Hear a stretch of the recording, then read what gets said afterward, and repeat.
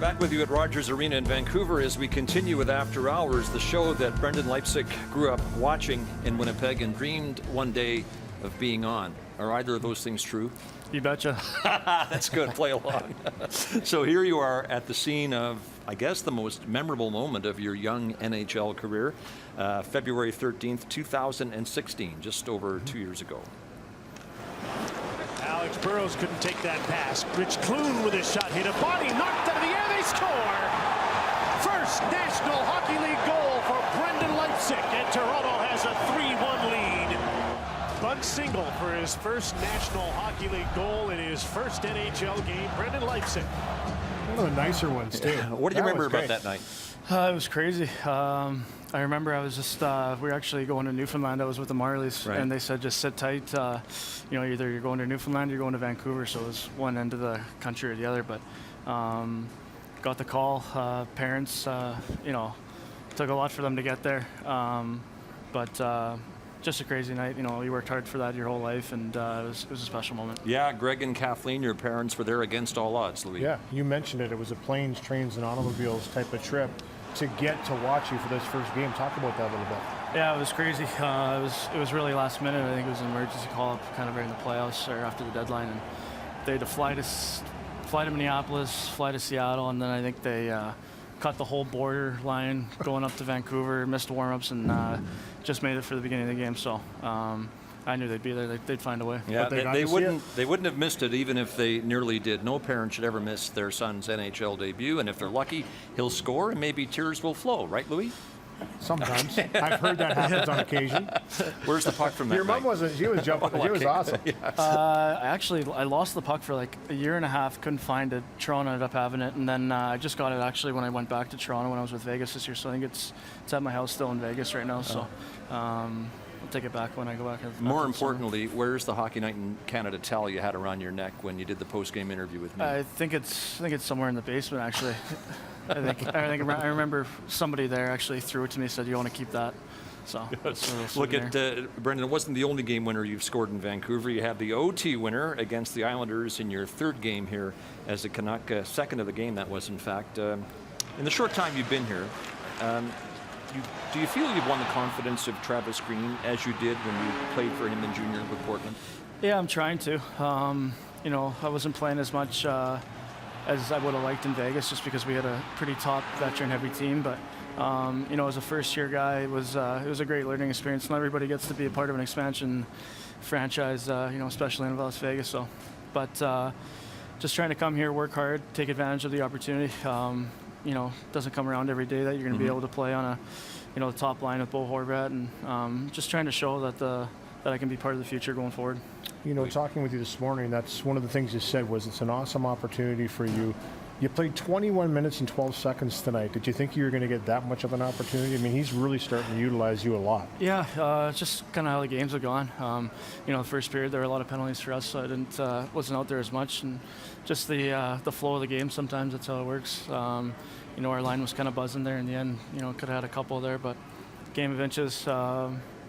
And it's great. That's why you play the game. You want to play a lot. You want to be a go-to guy. So, you know, hopefully just keep working hard and playing the right way, which is guys a lot to talk about, and hopefully keep getting some more of that opportunity. Tweet here, Brendan, from Mr. Booth. What was the first thought that came to your mind when you knew you were going to be joining Vancouver? You've been traded from Vegas. Well, obviously, just knowing Travis Green was here, Derek Pouliot. We went to Portland as 16-year-olds. We were roommates. Sven Barchi was here also, so got a text right away from both of them. So it's kind of funny how things come full circle.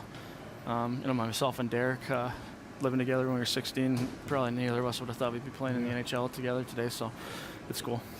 How careful are you about your nutrition these days? A lot more than I was in junior. You could probably or a lot more than you were when you were a kid. Because I bring this up because there were some ominous signs as a kid. You have that picture, Paul? Yeah. It's coming. There it is. Well, you could ask anybody. I still love my Domino's pizza, but I know that's Domino's. Right. Yeah, exactly. So speaking of kid pictures, the one of you eating pasta with Teemu Selanne from his Winnipeg days got a lot of play because he tweeted it on the night of your first NHL game, your debut here. I'm not sure how far back you can remember, but how big was Teemu Selanne in yours and your family's life? Well, pretty big when I was young. Growing up, my mom and Timu's wife Serpa developed a pretty good friendship, and kind of carried out. As I've grown up, has been a great role model, and a couple funny pictures there. Always kind of looked up to him when I was younger, so it's cool. Yeah. And we also have a really neat picture of you in your mother's arms. I think this was taken on the day that Timu Solani was traded in 1996, February 6th, 1996. You instantly then had to become a Ducks fan. Best advice Timu Solani ever gave you? I don't know. Maybe just don't take anything for granted, or kind of stuff like that. Way back then, chances are pretty slim that, I'd be getting to the NHL. So it's definitely a cool story, and he's an awesome guy. We still see him around a lot. I actually scored my first goal in LA this year, and my parents came down for it over the Christmas break, and he was there. So. Just cool. It's a cool relationship. One of the nicest guys in the game, Timu Solani. He has such a great reputation. Yeah, he does. I don't think anybody can say a bad word about him. Played with Luca Spiza in Vegas, and they played together. So, Luca again, just as idols go, he's a great one to look up to, and boy, it was a privilege for you to have and to continue to have such contact with him. We've got a beautiful picture here from the very start of your hockey career, and I think this has NHL written all over it. There it is. These pictures are coming up really quick tonight. There you go. Yeah. Got a shiner too. I know. Hey? What parenting, eh? And then a piece of classic. You got a helmet on. Piece of classic video shot in the basement of the Leipsic house in Winnipeg. Do we have that? Okay. Smooth runner machine we have here tonight, Brendan. But there you go. So only a small portion of NHL dreams come true. When did you know that you had a chance to play pro and get to the highest level? And clearly it wasn't at this point. No, those are fun days. But I think when I went to Portland, Travis and Mike Johnson were there and kind of recruited me to come.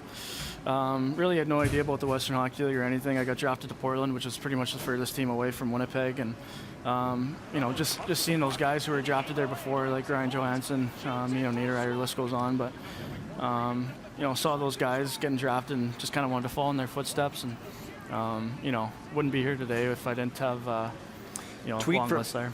Tweet from Canucks Army. Ask him about his dog's transformation. We had Evander Kane on the program earlier. He's got a teacup Chihuahua. Here you are with a dog that's actually bigger than you. I think we have the picture. There it is. Yeah, that's Charlie on the right, I think the big one, and then Sadie's on the left, and we actually just got a third one. I got in Toronto in the end of the season and shipped it home, let Mom train it and everything, and when I got home, it was ready to go for me. Now it's another St. Bernard, you said, right? Yeah, we had 3 at home. Under 2 years old, and how much does it weigh already? He just turned 1. He's like 165 pounds. He's a big Beethoven, for sure. Brendan, thanks for your time. Great to have you on the show tonight. Hey. Appreciate it, guys. All right. Thanks, Brendan Leipsic, early in his career as a Vancouver Canuck, and he's made a difference here.